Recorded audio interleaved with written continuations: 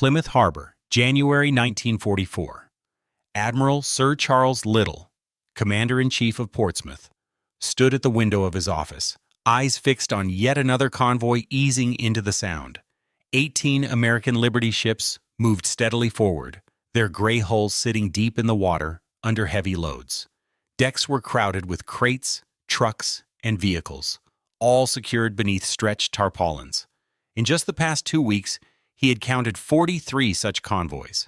He turned slightly toward his logistics officer. "How many now?" "American vessels currently in port, sir?" The officer checked his clipboard before answering.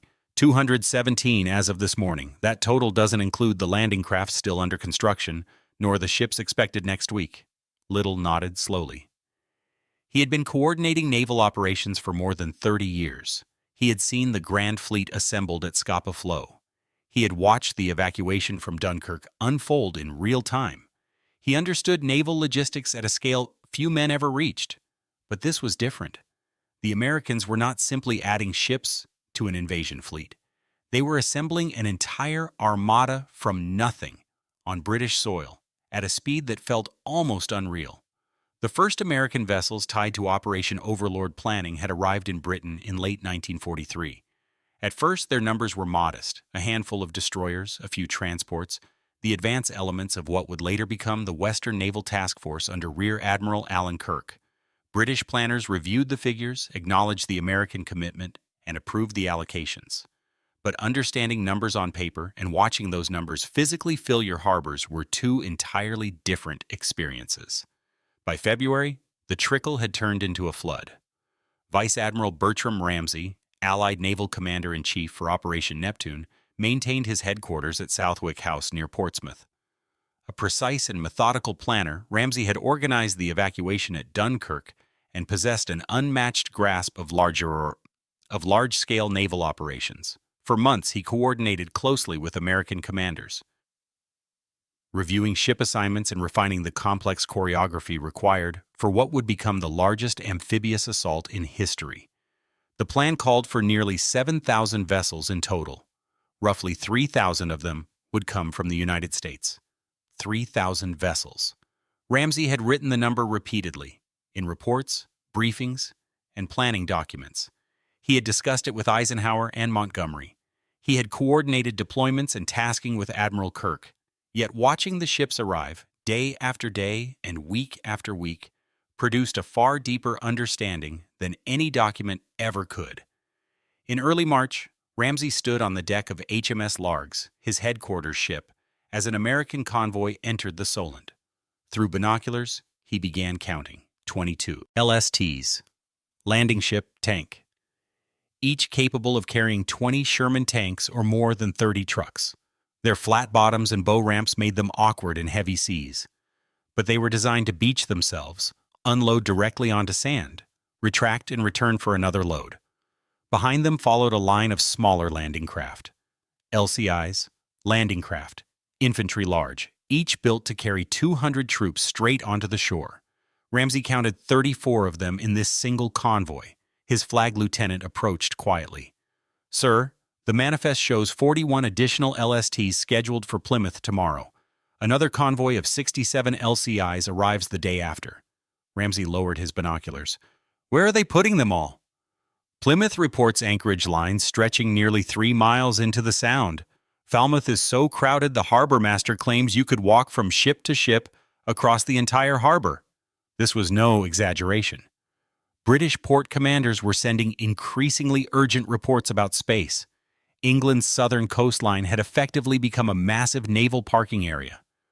With American vessels occupying every harbor, every anchorage, every inlet deep enough to float a hull. The Americans were even bringing their own port infrastructure. In April, British engineers watched with professional curiosity as American Seabees assembled floating piers at Portland. These were not improvised structures. They were fully engineered docks, prefabricated in the United States, shipped in sections, and assembled with industrial efficiency that left British engineers quietly shaking their heads. Commander Edward Gurney, a British liaison officer attached to the American forces, noted in his diary, "The Americans have arrived with enough concrete and steel to build a small city. They are not adapting to our ports. They are constructing their own. By late April, the scale of the transformation was impossible to ignore. Civilians along the southern coast watched familiar harbors change beyond recognition. Places where they once counted ships and knew captains by name had turned into dense forests of masts and superstructures. In some areas, the sea itself seemed to vanish beneath layers of steel hulls. A fisherman from Weymouth, barred from sailing by military restrictions, stood on the harbor wall and began counting American ships. He stopped after reaching 300. "I've fished these waters for 40 years, he told a reporter. "Never seen anything like this. The water's gone. Just ships now, as far as you can see." The American presence was not defined by numbers alone. It was the nature of the vessels that revealed the depth of U.S. industrial planning. In early May, Admiral Sir Philip Vian, commander of the Eastern Task Force, toured the American anchorages along the southern coast.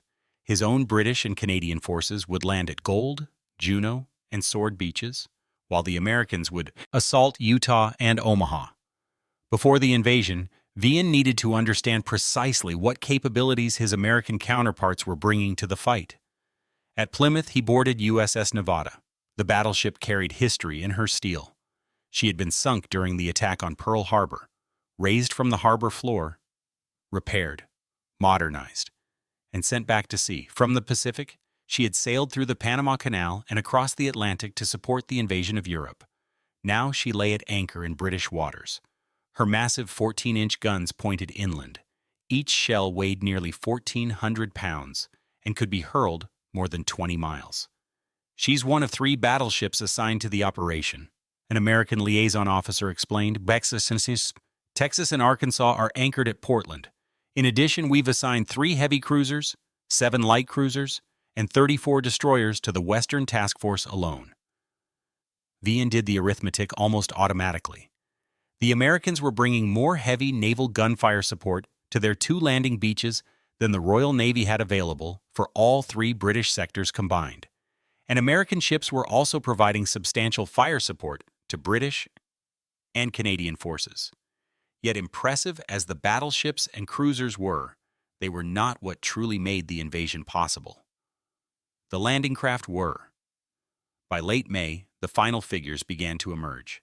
The Americans had delivered more than 2,000 landing craft of various types to Britain. LSTs, LCIs, LCTs, landing craft, tank. Each category divided into subtypes, each designed for a specific task within the invasion plan. The LSTs alone represented a revolution in amphibious warfare. An LST could carry 60 troops along with 9 Sherman tanks or haul more than 150 tons of cargo. They were ocean-going vessels, capable of crossing the Atlantic under their own power. On D-Day, they would drive themselves directly onto the beaches, drop their bow ramps, unload men and vehicles, retract, and return to England to repeat the process. The Americans had built more than 1,000 of them. By late spring, hundreds were crammed into British ports. The smaller LCVPs, the Higgins boats, numbered in the thousands. Each could carry 36 infantrymen or a jeep with its crew. They hung from davits aboard transports and cargo ships, waiting to be lowered into the water once the invasion began. British officers who had fought in earlier amphibious campaigns immediately grasped the significance. At Sicily and Salerno, shortages of landing craft had constrained operations, forced compromises, and limited how much force could be put ashore. For Operation Overlord, there would be no such limitation.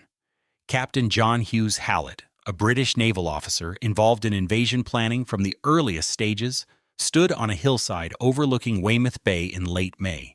Below him, the harbor held more than 400 vessels. Beyond them, rows of anchored ships stretched toward the horizon. "We kept asking the same question," he said to a colleague. "Every meeting, every planning session, do we have enough landing craft? The Americans just kept building them."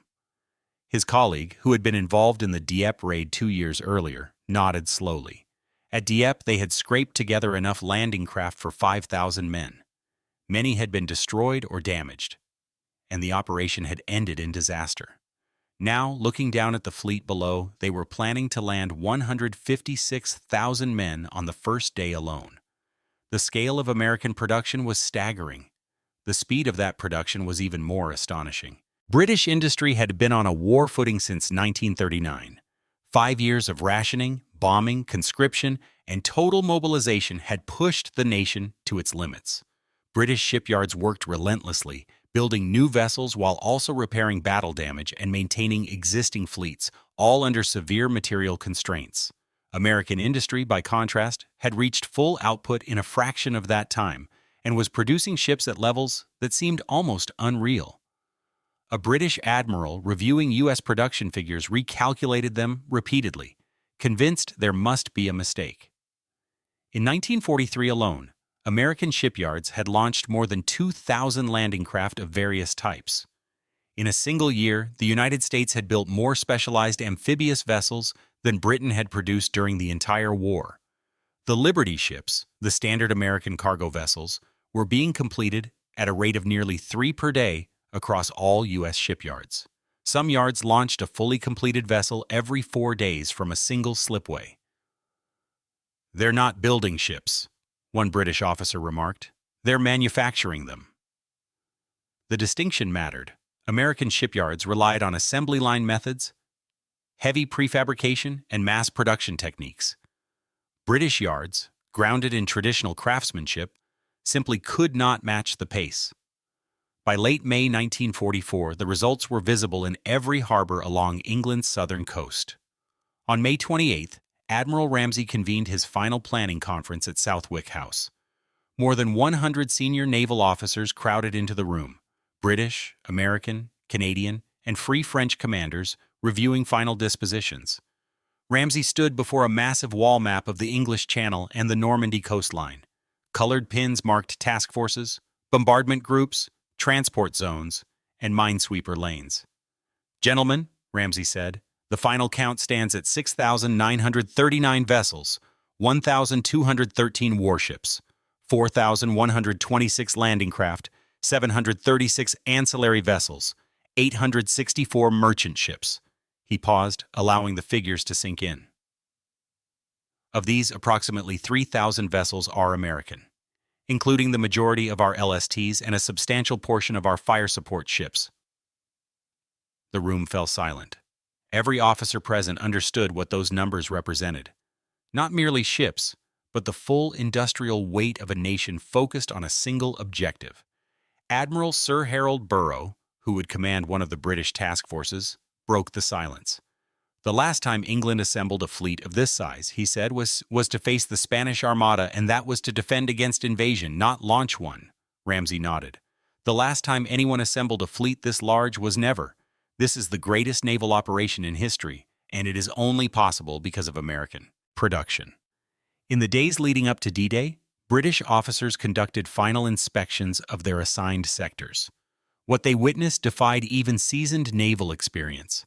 From Portland Bill looking west, the sea appeared solid with ships. From Portsmouth looking east, the same view repeated itself.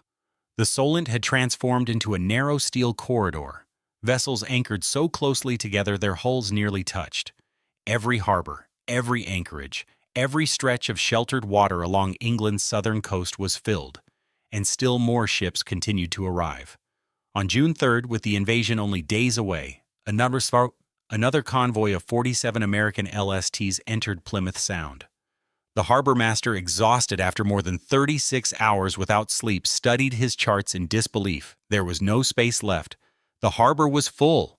The Sound was full. Every designated anchorage had reached capacity. After a moment's hesitation, he issued new orders. The arriving ships were to anchor in a straight line extending out to sea, bow to stern, forming a floating pier of steel that stretched nearly 2 miles beyond the harbor mouth. The Americans complied without protest. They had been doing this for months, anchoring wherever space could be found, waiting patiently for the moment they would load troops and move south. As British units began boarding their assigned transports in early June, soldiers found themselves walking past American ships for hundreds of yards before reaching their own vessels. American sailors lined the rails, watching quietly. Some offered cigarettes. Others shouted jokes or words of encouragement. A British sergeant, leading his platoon up the gangway of a converted merchant ship, paused and looked back across the harbor. Ships in every direction. Hundreds, thousands. A fleet stretching to the horizon and beyond. "Bloody hell," he muttered to his corporal. "The Yanks really did bring everyone.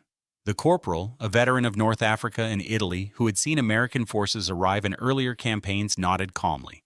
"They always do, Sarge. They always do." On June 4th, the invasion was postponed by 24 hours due to worsening weather. Nearly 7,000 vessels, many already loaded with troops, waited at anchor. British port commanders, already stretched to the limit, now faced the challenge of sustaining the largest fleet ever assembled for an additional day. Fuel, food, water, ammunition, medical supplies, all had to be delivered to thousands of ships spread across dozens of harbors. Once again, the Americans had anticipated the problem. Their logistics ships, supply vessels, and tankers were already positioned to support the fleet. When British commanders requested additional resources, American logistics officers simply consulted their manifests. They had brought enough for delays, enough for contingencies, enough for scenarios that had never even been planned. "They think in terms of abundance," one British supply officer observed. "We think in terms of scarcity. We calculate what we need and try to make it last." They calculate what they need, and then bring twice as much. It was not a criticism. It was an acknowledgement of two different military cultures shaped by two very different experiences. Britain had been fighting for 5 years, bombed, blockaded, stretched to the edge of endurance. Every resource carefully rationed, every ton of fuel or food meticulously accounted for. America, untouched by bombing, its factories running at full capacity, approached war differently. They brought excess because they could. They built redundancy because they had the means. They planned for overwhelming force because that was how they intended to win. On June 5th, conditions improved slightly. After reviewing updated forecasts, Eisenhower gave the order. Operation Overlord was on. Across southern England, the fleet began to move. British officers watching from shore witnessed a sight that would remain with them for the rest of their lives. 6,939 vessels, organized into 5 massive task forces, began moving south. Each task force divided into groups. Each group divided into convoys. Every movement governed by precise timetables developed over years of planning and months of preparation. The American Western Task Force under Admiral Kirk departed first from the western ports. Plymouth, Falmouth, and Dartmouth slowly emptied as packed harbors released their ships. LSTs moved into the channel in long, orderly lines, bow doors sealed, decks crowded with vehicles and equipment. Behind them came the transports carrying assault troops bound for Utah and Omaha. Ahead of them, American battleships and cruisers, Nevada, Texas, Arkansas, and their escorts, moved into their designated bombardment positions. From the eastern ports, British and Canadian forces sailed simultaneously. Portsmouth, Southampton, and New Haven released their ships. The Eastern Task Force under Admiral Vian set course for Gold, Juno, and Sword beaches. The English Channel became a vast maritime highway. Ships moved through carefully marked lanes at prescribed speeds, maintaining exact distances.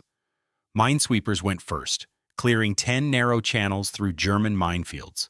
Behind them followed bombardment groups, transports, landing craft, and finally the follow-up waves carrying reinforcements and supplies. Admiral Ramsay observed the departure from aboard HMS Largs. He had spent 18 months planning this moment. Coordinated dozens of commanders, reconciled thousands of competing requirements, solved countless logistical problems, integrated British, American, Canadian, Free French, Polish, and Norwegian vessels into a single, unified force. Now, watching the plan unfold exactly as designed, he felt something he rarely allowed himself to acknowledge: relief. "It's working," his chief of staff said quietly. Ramsay nodded. "The Americans made it possible. We could never have built this fleet. Not in time. Not in sufficient numbers." This was not a dismissal of British effort. British ships were indispensable. British planning was essential. British experience in combined operations had shaped the entire invasion. But the sheer industrial weight, the overwhelming material abundance that allowed the plan to function, had come from America. A British destroyer commander escorting a column of American LSTs toward the French coast stood on his bridge and began counting ships. He reached 100 and stopped. There were more ahead, more behind, more in adjacent lanes. "I've served 16 years," his navigation officer said. "Convoys in the Atlantic, the Mediterranean, the Arctic. I've never seen anything like this." The commander nodded slowly. "No one has, and no one probably ever will again." By the early hours of June 6th, the fleet was in position off the Normandy coast. At 0550 hours, the bombardment began. From offshore, the heavy guns of Allied warships opened fire almost simultaneously. The sound was continuous.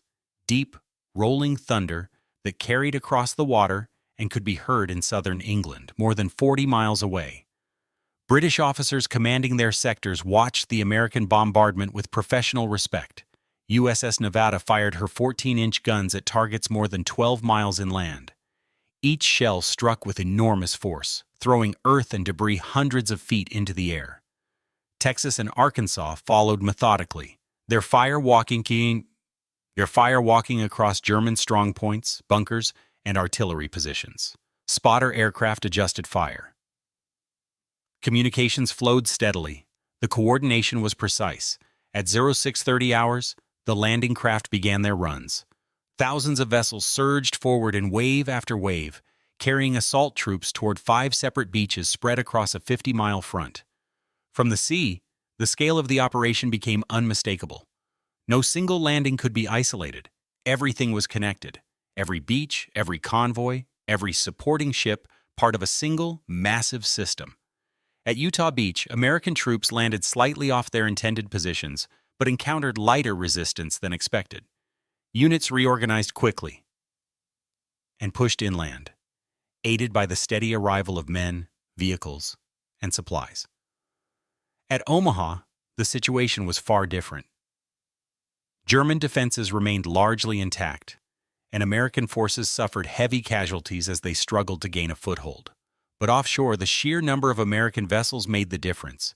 Even as landing craft were destroyed and units pinned down, more waves continued to arrive. Fire support ships adjusted their aim and moved closer to shore, hammering German positions at point-blank range. British and Canadian forces at Gold, Juno, and Sword beaches faced their own fierce fighting. Casualties were heavy. Progress was uneven.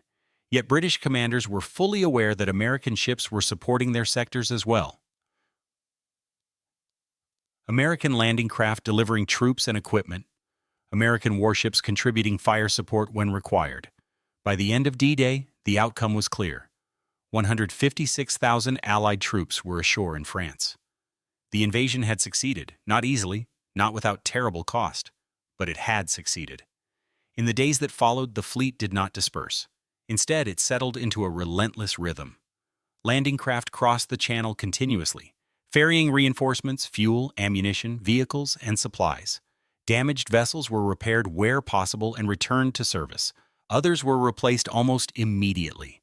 By the end of June, more than 850,000 troops had been landed in Normandy, along with 148,000 vehicles and 570,000 tons of supplies. The American ships that had filled British harbors throughout the spring were now shuttling back and forth across the channel without pause, transforming industrial output into battlefield reality. British officers observing this sustained logistical effort understood something that would not be fully articulated until years later. America had not merely contributed to the invasion. America had enabled it at the scale required for success. In his final report on Operation Neptune, Admiral Ramsey chose his words carefully, as he always did. "The success of the operation," he wrote, "was dependent upon the availability of sufficient landing craft and naval vessels to transport and support the assault forces. The American contribution of approximately 3,000 vessels, including the majority of specialized landing craft, was essential in achieving the required scale of assault." This was the measured language of official documentation. Privately, British officers spoke more plainly. "We knew they were wealthy," one British captain later wrote. "We knew they had factories and resources we did not. But knowing it and seeing it are not the same. Seeing thousands of ships, built in just 2 years, carried across an ocean, and placed exactly where they were needed, that was when the meaning of American industrial power truly became clear." Another officer summarized the experience even more directly. "We had been fighting for 5 years with what we had. The Americans arrived and built what was needed. Different scale, different approach, different war." The fleet that filled Britain's southern harbors in the spring of 1944 represented far more than ships and tonnage. It marked a fundamental shift in how the war would be fought. For years, Britain had relied on careful allocation, strategic economy, and endurance. The arrival of American forces introduced a different philosophy. Overwhelming material superiority applied continuously until resistance collapsed. British generals and admirals had understood this intellectually. The figures were there, the plans were approved, the allocations were agreed. But seeing those numbers take physical form, steel hulls crowding every harbor, anchorage, and stretch of water, created a deeper understanding. It was the difference between reading about industrial capacity and watching that capacity reshape the sea itself. The reaction was not surprise. British commanders knew the Americans were coming in strength. The impact came from the gap between expectation and reality, between knowing something would be large and witnessing just how vast it truly was. They had asked for an invasion fleet. The Americans delivered an armada that made the Spanish Armada seem like a coastal patrol. They had asked for landing craft. The Americans built them by the thousand and parked them so densely in British waters that, in some harbors, the water itself disappeared beneath steel hulls. For months, British planners had calculated requirements, balanced resources, and prepared for the largest amphibious assault in history. They had done the math. They knew what was needed. The Americans arrived and exceeded every calculation. They brought more than anyone thought possible and made it look routine. That was what British generals and admirals saw when they looked out across the American invasion fleet in the spring of 1944. Not simply ships, but the physical expression of a nation's industrial will, concentrated on a single objective and applied with overwhelming force. For 5 long years, Britain had fought a war of endurance. Resources were limited. Losses were absorbed carefully. Every decision involved trade-offs. Strategy was shaped as much by scarcity as by intent. The nation had survived by planning precisely, conserving relentlessly, and making do with what could be produced under constant pressure. The arrival of American forces changed that equation completely. Where Britain calculated minimum requirements, the Americans delivered surplus. Where British planners worried about shortages, the Americans planned for redundancy. Where earlier operations had been constrained by what was available, Operation Overlord was defined by what could be delivered in excess. British commanders had understood this difference in theory. The figures were clear enough. The production reports were astonishing. The commitments were agreed upon at the highest levels. But understanding figures and witnessing their consequences were not the same thing. Seeing harbors disappear beneath steel hulls, seeing the sea itself transformed into lanes of traffic, seeing thousands of ships, most built within the previous 2 years, assembled, organized, and deployed with industrial precision. That was when the scale became real. The impact was not shock in the sense of surprise. No one doubted that the Americans would arrive in strength. What stunned British officers was the distance between expectation and reality, between large and almost unimaginable. They had requested an invasion fleet. The Americans delivered an armada that dwarfed anything seen in history. They had asked for landing craft. The Americans produced them by the thousand and packed them into British waters until, in places, the water itself seemed to vanish beneath metal. Operation Overlord had been planned since 1943. Requirements had been calculated, forces allocated, schedules refined again and again. British planners knew exactly what was needed to land an army on the coast of France and keep it supplied. The Americans did not merely meet those requirements, they exceeded them, by margins that changed the nature of the operation itself. And they did it with such speed and confidence that it appeared almost routine. In the months after D-Day, as Allied forces pushed inland and the war in Western Europe gathered momentum, British officers began to reflect more clearly on what they had witnessed. The invasion of Normandy was not simply a military success. It was a demonstration of how the war would now be fought. Not cautiously, not incrementally, but decisively. American industry continued to pour men, vehicles, fuel, ammunition, and supplies into France at a pace the German war economy could not hope to match. The bridgehead expanded, the front stabilized, then it moved east. Behind every advance stood the same reality British officers had first observed in their harbors months earlier. Logistics on a scale that made sustained offensive warfare inevitable. In later years, memoirs and private letters returned again and again to the same theme. One British naval officer wrote, "It wasn't bravery or planning that impressed us most. It was inevitability. Once that fleet existed, once that level of supply was in place, the outcome in the West became a matter of time." Another put it even more bluntly. "After Normandy, we stopped asking whether we would win. The only question left was how quickly." The fleet that had crowded Britain's southern coast in the spring of 1944 did more than launch an invasion. It marked the moment when the balance of the war irreversibly shifted. From that point forward, the Allies would fight with abundance rather than scarcity, momentum rather than endurance. And British commanders, men hardened by years of loss, compromise, and restraint, understood that they were now part of a different kind of war. One defined not by survival, but by overwhelming capacity. They had watched the Americans arrive. They had watched the ships fill the horizon. And they had understood, perhaps for the first time, what industrial power truly meant when fully unleashed. That understanding did not diminish Britain's role or sacrifice.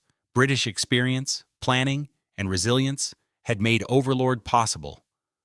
But the scale on which it succeeded, the sheer weight behind it, came from across the Atlantic. In the end, the invasion fleet was not just a tool of war, it was a statement. A statement that the Allies would no longer fight on the edge of what was possible, but far beyond it.